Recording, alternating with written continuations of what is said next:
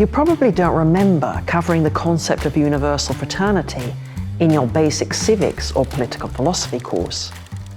You may associate the idea of fraternity with the French Revolution and its cry of liberty, equality, fraternity. Perhaps fraternity reminds you of concepts from sociology or political science, such as solidarity or social cohesion. Or perhaps it just makes you think of family harmony. But what is universal fraternity? And how does it relate to Catholic social thought? That's what we'll talk about in this final episode of our introductory series. In previous episodes, we've explored how Christian thinking on social ethics developed historically in response to different social challenges. And we've seen how concepts that existed in nascent form early in the history of Catholic social thought became better defined over time. Universal fraternity is one of those concepts that has been around in some form for a very long time, but has come into greater focus in more recent years, and whose full meaning and implications are still being worked out. It's no accident that universal fraternity is coming to the fore now, in the face of the systemic, global problems that humanity faces today. In other words, universal fraternity is not some idea that's internal to Catholic social thought, but rather it comes from an effort of Catholic social thought to understand and respond to the problems that exist right now in the world. This makes it an especially interesting and fruitful concept to explore. But first, a bit of history. The Bible, of course, is full of stories about fraternity or brotherhood, often fraternal relations going wrong, such as the story of Cain's killing of Abel in a fit of envious rage. By portraying Cain's fratricide of Abel as the first sin of one human being against another, and thereby suggesting that every homicide is in some way the killing of a brother, this Old Testament story also starts to point the way to a more universal understanding of fraternity. Elsewhere in the Old Testament, we also see at least the germ of the idea of the universal brotherhood of the human family in the commandments to provide assistance and justice to the poor, widows, orphans, and even foreigners. In the New Testament, we see the idea of universal fraternity further developed as Jesus relativizes without replacing family relationships based on blood ties by emphasizing the universal or common fatherhood of God. It's this vertical relationship with the Father, made possible through Christ the Son, that allows the further possibility of a universal or horizontal relationship among all people as brothers and sisters. We can see the force of this idea brought home in Jesus' commandment to love not only friends and neighbors, but also enemies and persecutors.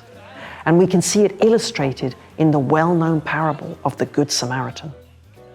In earlier episodes, we've talked about the historical development of Christian social ethics. Throughout that historical development, different ideas within Christian social thought have emerged as particularly important or influential at different times. One such powerful idea was that of inherent and universal human dignity. This idea of universal and inherent human dignity later developed a life of its own, becoming the basis of, for example, modern human rights law, and playing an especially important role in the effort to repair the badly torn social fabric after the two world wars.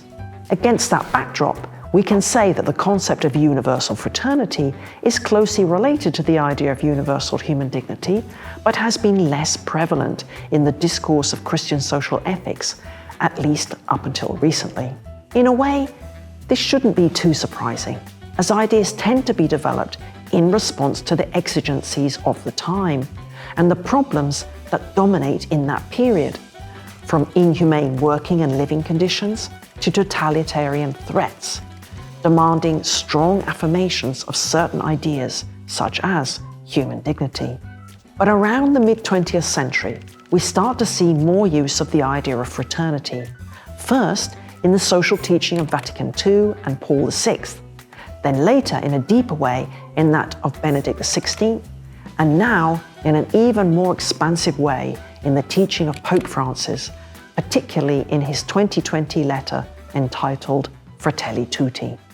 We also see universal fraternity presented as being in some kind of reciprocal relationship with human dignity, in the sense that full acknowledgement of the innate dignity of every human person will naturally lead to a universal aspiration to fraternity, and universal fraternity in turn naturally leads us to acknowledge the worth of every human person, always and everywhere. This is part of an effort to reground human dignity in the Imago Dei and in each individual's vertical relationship to God as common Father, which immediately also implies the horizontal relationship of universal fraternity. So what does all this mean? Mean in concrete terms, what does universal fraternity add to Catholic social thought? Well, it's a big question. But at a high level, it seems to give us a tool that's especially well suited to dealing with the biggest problems we face today, which are social and systemic and often global, from the financial crisis to the ecological crisis to the culture wars and the intellectual crisis we see in universities. We cannot resolve these problems with a purely individualistic idea of the human person.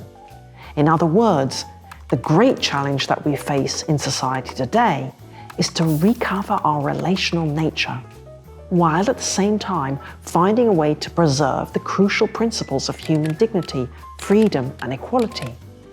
By bringing those principles together with the concept of universal fraternity, we can start to think in a more holistic way about the social challenges we face. We might even find that universal fraternity becomes a kind of human dignity 2.0. Because human dignity was one of those powerful ideas that was, so to speak, launched 2,000 years ago and eventually bore fruit and changed the world. If universal fraternity could get off the ground in the way that human dignity did, it could have a similarly powerful gravitational pull, and perhaps much more quickly given the speed of communications and development today. But we should admit that we're at the frontier here, and that a lot of work remains to be done to flesh out what universal fraternity means concretely for social ethics. In the second part of this series, we'll take up exactly that question, starting to explore how we might bring the idea of universal fraternity into the conversation on several pressing social problems we face today. We invite you all to sign up for that series, and we look forward to picking up this idea again there.